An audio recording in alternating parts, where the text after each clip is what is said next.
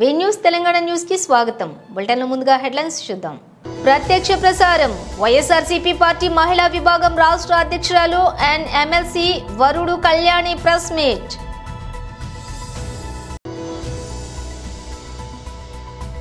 Party కేంద్ర కార్యాలయంలో రాష్ట్ర విద్యార్థి విభాగం వర్కింగ్ ప్రెసిడెంట్ శ్రీ ఏ రవిచంద్ర బైట్. రాజమౌళి మహేష్ బాబు ప్రాజెక్ట్ షురు.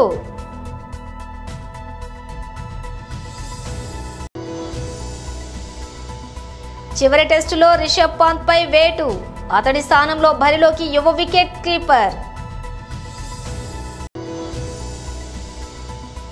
తెలంగాణ భవన్లో బీఆర్ఎస్ నేతల ప్రెస్ మీట్. ఇక డీటెయిల్స్ చూస్తే ప్రత్యక్ష ప్రసారం. వైఎస్ఆర్సీపీ పార్టీ మహిళా విభాగం రాష్ట్ర అధ్యక్షురాలు అండ్ ఎమ్మెల్సీ వరుడు కళ్యాణి ప్రెస్ మీట్ నిర్వహించారు. ఎందుకంటే మనం చూసాం, ఈ కూటమి ప్రభుత్వం అధికారంలోకి వచ్చి 7 నెలల పాలన అయింది. 7 నెలల పాలనలో ప్రజల్ని, అందులో ముఖ్యంగా మహిళల్ని, జనాభాలో 50% పైగా ఉన్న మహిళల్ని నట్టేట ముంచారు. చంద్రబాబు నాయుడు గారు ఏ వర్గాన్ని మోసం చేయకుండా వదలలేదు. ముఖ్యంగా ఎన్నో పథకాలు మహిళలకి ఇస్తామని మహిళల్ని నిట్ట నిలువున మోసం చేసిన పరిస్థితి మనం చూస్తూ ఉన్నాం. ఈరోజు తీసుకుంటే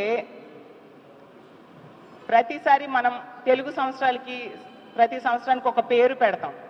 ప్రజలందరూ కూడా 2024 సంవత్సరంని ఈ కూటమి ప్రభుత్వం అధికారంలోకి వచ్చాక వెన్నుపోటు నామ సంవత్సరం అని పిలుస్తూ ఉన్నారు.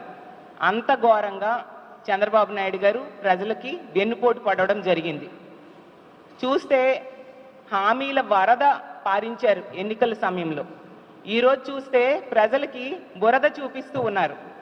అలాగే ఆకాశాన్ని భూమిని కలిపేస్తామన్నంత హామీలు ఇచ్చి ఈరోజు ప్రజల్ని నట్టేట ముంచారు. చంద్రబాబు నాయుడు గారట విజనరీ పాలన ఇస్తానని చెప్పారు. ఈరోజు హామీలు మర్చిపోయే గజనీ పాలన ఈ 7 నెలల్లో మనం చూసాం. అలాగే తీసుకుంటే మాటలు, పథకాలు ఇస్తామనే మాటలు కోటలు దాటే, అమలు మాత్రం కనీసం గడప కూడా దాటని పరిస్థితి మనం చూస్తూ ఉన్నాం. బాబు షూరిటీ పథకాలు గ్యారంటీ అన్నారు. ఈరోజు అతని మాటలకి పథకాలకి వారంటీ లేదు అని చూపిస్తూ ఉన్నారు. పూర్ టు రిచ్ స్లోగన్ అంట ఎన్నికల సమయంలో తెగ ఓదరగొట్టారు. ఈరోజు ప్రజల్ని ఫూల్స్ని చేసే పరిస్థితి క్లియర్గా కనిపిస్తూ ఉంది ఆంధ్రప్రదేశ్ రాష్ట్రంలో. అలాగే మనం తీసుకుంటే ప్రతి దగ్గర కూడా, ప్రతి వర్గానికి కూడా చంద్రబాబు నాయుడు గారు ముఖ్యమంత్రి అయ్యాక మోసం చేయడం వలన ప్రజలందరూ 7 నెలల పాలన ఎలా ఉంది అంటే ప్రజలు చెప్తూ ఉన్నారు, ఏడిపించే పాలన చంద్రబాబు నాయుడు గారు చేశారు అని చెప్పి ప్రతి ఒక్క ప్రజలు చెప్తూ ఉండే పరిస్థితి. 3 సార్లు ప్రజలు నమ్మి చంద్రబాబు నాయుడు గారికి ఓటేస్తే 3 సార్లు కూడా ఎన్నో రకాలుగా మోసం చేశారు.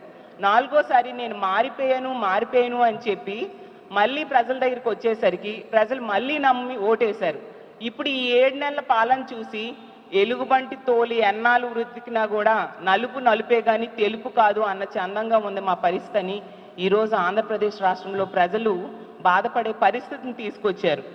అసలు ఎన్నికల టైంలో పవన్ కళ్యాణ్ గారు, అలాగే చంద్రబాబు నాయుడు గారు, కూటమి అభ్యర్థులు ఎన్నెన్ని హామీలు ఇచ్చారు. సూపర్ 6 అంట. సూపర్ 6 ఈరోజు ఒక్కటి కూడా అమలు కాని పరిస్థితి మనం క్లియర్గా చూస్తూ ఉన్నాం. సూపర్ 6 ఈరోజు సూపర్ షాక్గా మారిపోయింది. మహాశక్తి మహా మోసంగా మారిపోయింది. పార్టీ కేంద్ర కార్యాలయంలోని రాష్ట్ర విద్యార్థి విభాగం వర్కింగ్ ప్రెసిడెంట్ శ్రీ ఏ రవిచంద్ర బైట్. తేదీలు ఇస్తుందని ఎదురు చూస్తూ ఉన్నారు. ప్రభుత్వం తేదీలు ఇవ్వకుండా కాలయాపనతోటి ఈరోజు నిరుద్యోగుల జీవితాలతో చెలగాటమాడుతూ ఉంది. వాస్తవంగా అధికారం చేపట్టక ముందు చంద్రబాబు నాయుడు గారు, నేను అధికారం చేపడితే మెగా డిఎస్సితో 25,000 టీచర్ పోస్టులు భర్తీ చేస్తామని హామీ ఇచ్చాడు ఎన్నికల్లో. ప్రతి ఊరా జరిగిన మీటింగ్లో నిరుద్యోగుల్ని మోసం చేసే విధంగా 25,000 పోస్టులు ఇస్తామని నమ్మవలికి హామీ ఇచ్చి అధికారం చేపట్టాక మెగా డిఎస్సి పేరుతోటి 16,347 పోస్టులు మాత్రమే రిలీజ్ చేశాడు. జూన్ 13వ తారీఖు నేను మెగా డిఎస్సి మీద మొట్టమొదటి సంతకం చేస్తున్నానని చెప్పేసి ఆయన సంతకం చేసి ఇప్పటి వరకు సుమారు 7 నెలలు గడుస్తున్నా కానీ నోటిఫికేషన్ తేదీలను ప్రభుత్వం ఇవ్వలేదు.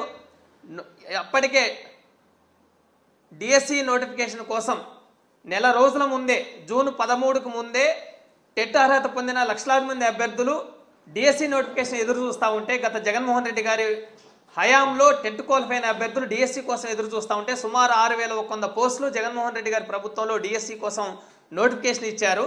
కానీ మెగా డిఎస్సి పేరుతోటి ఈ 6,100 పోస్టులకి ఇంకొక 12,000 పోస్టులు కలిపి 16,347 పోస్టులను మేము రిలీజ్ చేశాము. ఇది మెగా డిఎస్సి భర్తీ చేస్తున్నామని చంద్రబాబు నాయుడు ప్రభుత్వం నిరుద్యోగుల్ని దగా చేశాడు. 7 నెలలు అవుతున్నా కానీ ఎందుకు మీరు డిఎస్సి నోటిఫికేషన్కి ఇప్పటివరకు తేదీలు ప్రకటించలేదని మేము ప్రశ్నిస్తూ ఉన్నాం. నిరుద్యోగుల జీవితాలతోటి ఈ ప్రభుత్వం చాలా తీవ్రంగా చెలగాటమాడుతున్న పరిస్థితి ఉంది. వాస్తవంగా ఈరోజు 25,000 పోస్టులు ఇస్తామని మీరు చెప్పారు కదా, 25,000 పోస్టులు ఇస్తామని నమ్మబలికి నిరుద్యోగులు కేవలం 16,343 పోస్టులు మాత్రమే ఎందుకు మీరు ప్రకటించారు? ప్రకటించిన 16,347 పోస్టులను కూడా మీరు భర్తీ చేయకుండా నోటిఫికేషన్ తేదీలు ఇవ్వకుండా ఇప్పటివరకు ఎందుకు కాలయాపన చేశారు? మొదట టెట్ కోసం 3 నెలలు సమయం కావాలి నిరుద్యోగులు అడుగుతున్నారని చెప్పేసి టెట్ ఎగ్జామ్ కోసం మీరు వాస్తవంగా 3 నెలలు టైం ఇవ్వలేదా? 3 నెలలు టైం ఇచ్చిన చంద్రబాబు నాయుడు ప్రభుత్వం చివరికి మొన్న అక్టోబర్లో టెట్ నిర్వహించి సుమారు 2 నెలల కాలం పూర్తవుతున్నా కానీ డిఎస్సి కోసం నోటిఫికేషన్ ఇప్పటివరకు ఎందుకు రిలీజ్ చేయలేదని మేము ప్రశ్నిస్తూ ఉన్నాం. చంద్రబాబు నాయుడు ప్రభుత్వం నిరుద్యోగుల జీవితాలతో చెలగాటమాడే విధంగానే రోజుకో ప్రకటన డిఎస్సి మీద ఇస్తూ ఉంది.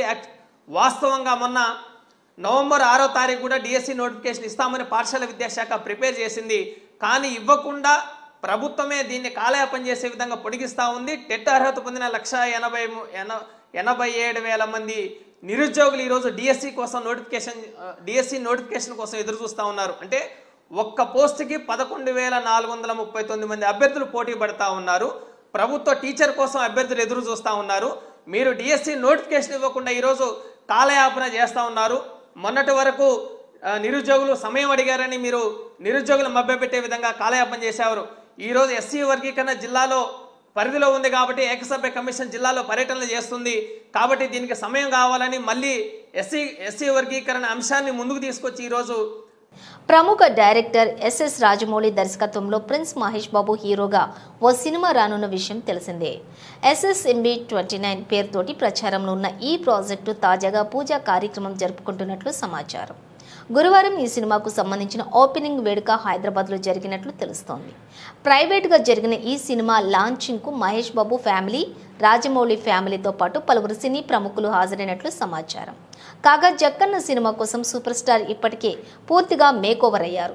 పొడవాటి జుట్టు, గడ్డంతో ఉన్న రగ్డ్ లుక్ అభిమానులకు బాగా ఆకట్టుకుంటోంది. దీంతో ఈ మూవీలో చాలా రోజుల తర్వాత కొత్త మహేష్ బాబును చూడబోతున్నాము అంటూ ఫ్యాన్స్ ఖుషి అవుతూ ఉన్నారు. ఇక ఈ చిత్రం యాక్షన్ అడ్వెంచర్గా ఉంటుందని కథా రచయిత విజయేంద్ర ప్రసాద్ ఇప్పటికే వెల్లడించారు. భారీ బడ్జెట్తో తెరకెక్కుతున్నటువంటి ఈ చిత్రంలో హాలీవుడ్ టెక్నీషియన్స్ కూడా భాగం కానున్నారు. దుర్గా ఆర్ట్స్పై ప్రముఖ నిర్మాత KL నారాయణ ఈ చిత్రాన్ని భారీ బడ్జెట్తో నిర్మిస్తున్నారు. ఆస్కార్ అవార్డు విజేత MM కీరవాణి స్వరాలు అందిస్తున్నారు. బోర్డర్ గవాస్కర్ ట్రోఫీలో భాగంగా రేపటి నుంచి భారత్ ఆస్ట్రేలియా మధ్య చివరిదైన 5వ టెస్ట్ మ్యాచ్ ప్రారంభం కానుంది. ఈ మ్యాచ్కు వెన్నునొప్పి కారణంగా పేసర్ ఆకాష్ దీప్ అందుబాటులో ఉండడని కోచ్ గౌతమ్ గంభీర్ ప్రకటించిన విషయం తెలిసిందే. ఈ నేపథ్యంలో మరో ఆసక్తికర కథనం కూడా తెరపైకి వచ్చింది. చివరి టెస్టులో star wicket keeper batter Rishabh పంత్ను పక్కన పెట్టే అవకాశం కూడా ఉందని, తుది జట్టు నుంచి అతన్ని తొలగించవచ్చునని కూడా ఇండియన్ ఎక్స్ప్రెస్ పేర్కొంది. పంత్ ప్రదర్శనను టీం మేనేజ్మెంట్ కొంతకాలంగా గమనిస్తూ ఉంది. ముఖ్యంగా మెల్బోర్న్లో జరిగినటువంటి 4వ టెస్టులో 2వ ఇన్నింగ్స్లోనూ నిర్లక్ష్యపూరితంగా వికెట్ను చేజార్చుకున్నాడు. దీంతో అతడిపై తీవ్ర విమర్శలు వ్యక్తమవుతున్నాయి. తొలి ఇన్నింగ్స్లో స్కూప్ షాట్ ఆడబోయిన క్యాచ్ అవుట్ అయిన పంత్పై భారత దిగ్గజ క్రికెటర్ సునీల్ గవాస్కర్ కూడా ఆగ్రహం వ్యక్తం చేశారు. స్టూపిడ్ అని తీవ్రంగా విమర్శించారు. ప్రస్తుతం సిరీస్లోని అన్ని మ్యాచ్లు ఆడిన పంత్ ఇప్పటి వరకు కనీసం ఒక్క హాఫ్ సెంచరీ కూడా నమోదు చేయలేదు. 20 లేదా 30కి పైగా పరుగుల రూపంలో చక్కటి ఆరంభాలను అందుకుని ఆ తర్వాత నిర్లక్ష్యపూరితంగా ఆడి అవుట్ అవుతున్నాడు. దీంతో ఆరంభాలను పెద్ద స్కోర్లుగా మలచలేకపోయాడు. దీంతో ఆఖరి టెస్టుకు పంత్ను తప్పించి reserve wicket keeper batter Dhruv జురెల్కు అవకాశం ఇవ్వాలని జట్టు మేనేజ్మెంట్ భావిస్తూ ఉంది. ఆస్ట్రేలియా ఏ జట్టుతో జరిగినా ఇండియా ఏ ప్రాక్టీస్ మ్యాచ్లో జురెల్ 80 నుంచి 68 స్కోర్లతో ఆకట్టుకునే ప్రదర్శన చేశాడు. అయితే పేర్లతో జరిగినటువంటి తొలి టెస్టులో అవకాశం ఇచ్చినప్పటికీ కూడా సద్వినియోగం చేసుకోలేకపోయాడు. మరి చివరి టెస్టులో అవకాశం లభిస్తే ఎలా ఆడతాడో చూడాలి. తెలంగాణ భవన్లో బీఆర్ఎస్ నేతలు ప్రెస్ మీట్ నిర్వహించారు. తన ఒక సోషల్ మీడియా ప్లాట్ఫామ్స్ ద్వారా అందరం చూసాం. హైదరాబాద్ నగర ప్రజలకు తీపి కబురు అని చెప్పి మెట్రో విస్తరణ షామీర్పేట వరకు, అదేవిధంగా మేడ్చల్ వరకు విస్తరించే ఒక తమ ప్రతిపాదనని మరి నిన్న ప్రకటిస్తూ దీని డిపిఆర్లు కూడా తయారు చేయాలని చెప్పేసి కూడా నిన్న వారి యొక్క సోషల్ మీడియా ప్లాట్ఫామ్స్లో చూసాం. మరి ఇది బీఆర్ఎస్ పార్టీ గతంలోనే కేసీఆర్ గారి నాయకత్వంలో కేటీఆర్ గారు పురపాలక శాఖ మంత్రులుగా ఉన్నప్పుడు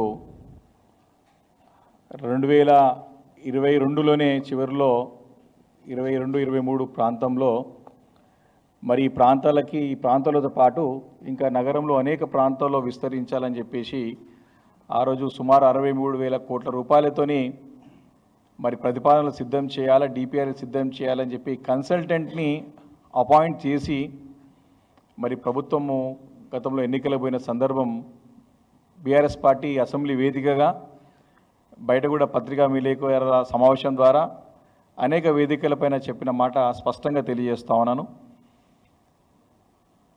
మరి ఆ రోజు ప్రభుత్వం మారిపోయిన తర్వాత రేవంత్ రెడ్డి గారు కేసీఆర్ గారి ఆనవాలు లేకుండా చేయాలా, కేసీఆర్ గారి పైన కక్షతోని, కేసీఆర్ గారి పైన కుట్రలతోని బీఆర్ఎస్ పార్టీకి మరి చెడ్డ పేరు వచ్చే విధంగా, టీఆర్ఎస్ పార్టీని డిఫేమ్ చేసే విధంగా కేసీఆర్ గారు తీసుకున్న నిర్ణయాలు తప్పుడు నిర్ణయాలని చెప్పి చిత్రీకరించే ఒక ప్రయత్నంలో భాగంగా వారు అధికారంలో రాగానే బీఆర్ఎస్ పార్టీ తీసుకున్నటువంటి అప్పట్లో ప్రభుత్వంలో కేసీఆర్ గారు తీసుకున్న అనేక నిర్ణయాలని మరి వ్యతిరేకిస్తూ అమలయ్యే పనులను కూడా క్యాన్సిల్ చేసి ఇవన్నీ తప్పుడు నిర్ణయాలని చెప్పే ప్రయత్నం గత సంవత్సరం కాలం పాటు అంతా కూడా చేసినాడు. గడిచిన సంవత్సరం అంతా కూడా మరి తప్పుడు తడకల నిర్ణయాలతోని విధ్వంసకరమైనటువంటి అరాచకమైనటువంటి నిర్ణయాలు తీసుకొని అభివృద్ధిని అంతా కూడా తొంగలో తొక్కి అభివృద్ధిని కూడా అంతా కూడా నడ్డి విడిసే విధంగా, అంటే అభివృద్ధి ముందుకు తీసుకుపోయే విధంగా కాకుండా అన్నీ కూడా గత సంవత్సరం కాలం పాటు ప్రభుత్వం వచ్చిన తర్వాత మొన్న 31 డిసెంబర్ వరకు కూడా అన్ని నిర్ణయాలు కూడా తిరోగమన నిర్ణయాలే, అన్నీ కూడా తుగ్లక్ నిర్ణయాలే. వారు తీసుకున్న ప్రతి నిర్ణయం ప్రజల నుంచి వ్యతిరేకత, ప్రజల నుంచి ఆందోళనలు వచ్చినటువంటి సందర్భాల్లో వాటిని చక్కదిద్దే ప్రయత్నం చేయక డైవర్షన్ పాలిటిక్స్ కూడా చేసిన సంగతి మనందరం కూడా సంవత్సరం కాలం పాటు చూసాం. దానికి ఒక బెస్ట్ ఎగ్జాంపులే నిన్న నూతన సంవత్సరం సందర్భంగా వారు ప్రకటించిన నిర్ణయం స్పష్టంగా అర్థమవుతా ఉంది. ఎందుకు ఈ మాట చెప్తా ఉన్నానంటే, ఇదే మెట్రో రైల్ని మరి ఆ రోజు ప్రభుత్వం కేసీఆర్ గారు తీసుకునే నిర్ణయమే మేడ్చల్ కానివ్వండి, షామీర్పేట్ కానివ్వండి, రింగ్ రోడ్ల చుట్టూ కానివ్వండి, రాయదుర్గం నుండి షామీర్పేట వరకు అయితే పనులు కూడా ప్రారంభమైనాయి. వీటన్నిటిని రద్దు చేస్తూ పెద్దపల్లి జిల్లా గోదావరిఖని స్థానిక 6వ డివిజన్ సప్తగిరి కాలనీలోని టీయూఎఫ్ఐడిసి నిధులను 2 కోట్లతో చేపట్టబోయే అభివృద్ధి పనులను సప్తగిరి కాలనీలోని ఓపెన్ డ్రైవ్ కాల్వర్ట్ను రామగుండం నియోజకవర్గం శాసనసభ్యులు మక్కన్ సింగ్ రాజ్ ఠాకూర్ శంకుస్థాపన చేశారు. ఈ కార్యక్రమంలోని అదనపు collector Arunasri, Congress party senior నాయకులు, కార్యకర్తలు, డివిజన్ ప్రజలు తదితరులు పాల్గొన్నారు.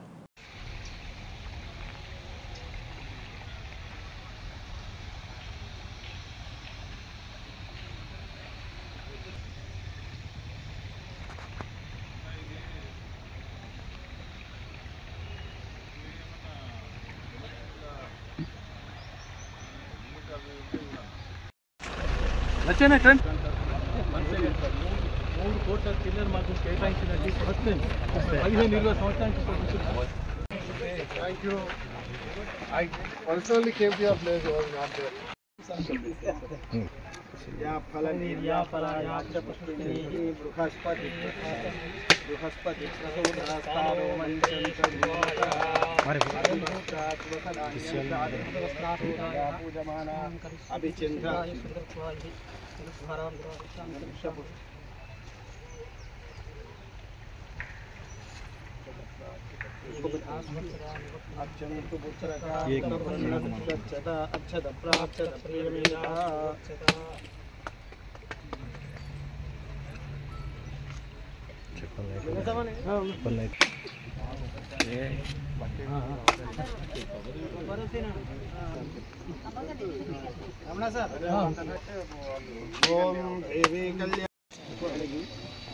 దాని ఆపోజిట్లోనే ఉంటుంది పార్క్.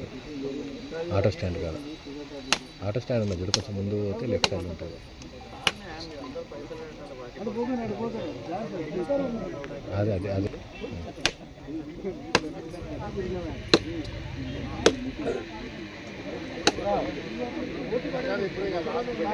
ప్రజలకు మరొకసారి నూతన సంవత్సర శుభాకాంక్షలు. ఈరోజు గత వారం రోజులుగా దివంగత మాజీ ప్రధాని మన్మోహన్ సింగ్ గారి అకాల స్వర్గస్థులైన సందర్భంగా పని ప్రారంభం కాలేదు.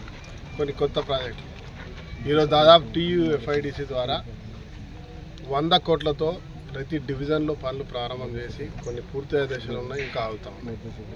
అదే మాదిరిగా STPలు తర్వాత ఇతరత్ర ఫండ్స్ తోటి కూడా ఈ నగరంలో అన్ని ప్రాంతాల్లో ఎక్కడైతే అవసరం అనుకుంటూ ఉంటారో పూర్తిగా నిర్లక్ష్యానికి గురై గత 20-25 సంవత్సరాలుగా ఈ ప్రాంతంలో అనేక ఇబ్బందులు పడుతూ ఉన్నాం. వర్షం వచ్చినప్పుడు ముఖ్యంగా సప్తగిరి కాలనీలో బయటికి వర్షం వస్తుందంటే వీళ్ళందరూ కూడా తరలించేటువంటి ప్రయత్నం ప్రభుత్వం చేసుకుంటూ వచ్చేటువంటి పరిస్థితిని ఈరోజు అలాంటి పరిస్థితులు రావద్దని ఈ డ్రైన్ దాంతోపాటు ఇక్కడ బ్రిడ్జ్ నిర్మాణం, రోడ్ల నిర్మాణం చేసే కార్యక్రమానికి శ్రీకారం చుట్టాం. మా కలెక్టర్ గారు అరుణశ్రీ గారు, వారు ఇక్కడ ఇన్ఛార్జ్ కమిషనర్ గారు ఉన్నారు, వారి ఆధ్వర్యంలో అది చాలా డైనమిక్గా అన్ని ప్రాంతాల్లో చేస్తూ ఉన్నారు. ఇంజనీర్లు, SCDలతో పాటు మా కార్పొరేట్ సోదరులందరూ వీళ్ళ భాగస్వాములుగా మా లక్ష్యం రామగుండానికి పునర్వైభవం తీసుకురావడం, అన్ని మురికి ప్రాంతాల్లో ఎక్కడ రోడ్లు డ్రైనేజీలు ఉండవో అవన్నీ కూడా కట్టే ప్రయత్నం చేస్తా ఉన్నాం. సంవత్సర కాలం మాత్రమే అయింది. గత 20 సంవత్సరాల నుంచి కానటువంటి అభివృద్ధిని దాదాపు 300 కోట్లు ఈరోజు టెండర్స్ వేసి గ్రౌండ్ అయ్యేటువంటి అంటే పనులు ప్రారంభం చేసే దిశగా అటు రూరల్లో ఇటు అర్బన్లో కలిపి ముందుకెళ్తా ఉన్నాం. ఇంకొక 200 కోట్ల ఎస్టిమేషన్స్తో ఉన్నాం. త్వరలో అవి కూడా పూర్తి చేస్తాం. మరొకసారి మీకు తెలియజేస్తాం, నిన్న చెప్పినట్టుగా 3x800 1x800 అంటే దాదాపు 40,000 కోట్లతో ఈ ప్రాంతానికి ఇండస్ట్రీస్ రావడం, దానివల్ల కొన్ని వేలాది మంది ఇక్కడ మళ్ళీ ఉపాధి నివాసం ఉండేటువంటి అవకాశాలు ఉంటాయి. కాబట్టి తప్పకుండా రామగుండానికి పునర్వైభవం తీసుకొస్తాం. ధన్యవాదాలు.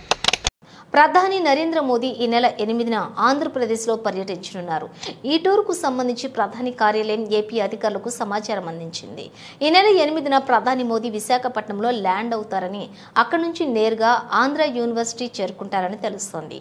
AP CM Chandrababu, deputy CM Pawan Kalyan ప్రధానికి స్వాగతం పలుకుతారని అధికారులు తెలిపారు. ఎయిర్పోర్ట్ నుంచి ప్రధానితో పాటు వారు కూడా ఏయూ చేరుకుంటారని వివరించారు.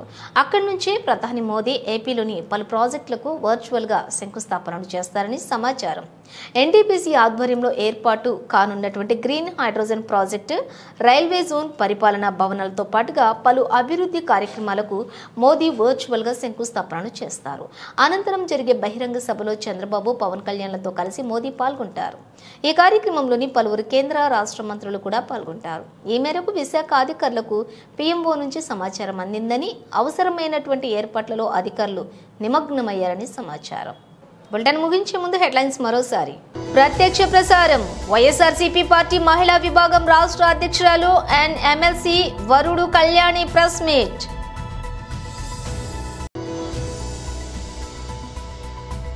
పార్టీ కేంద్ర కార్యాలయంలో రాష్ట్ర విద్యార్థి విభాగం వర్కింగ్ ప్రెసిడెంట్ శ్రీ ఏ రవిచంద్ర బైట్. రాజమౌళి మహేష్ బాబు ప్రాజెక్ట్ షురు.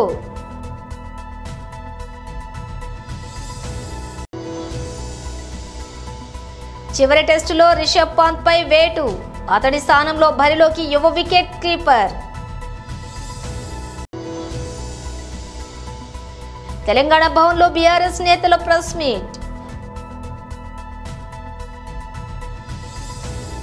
ఇవి బులెటిన్ విశేషాలు. మరో బులెటిన్తో మళ్ళీ కలుద్దాం.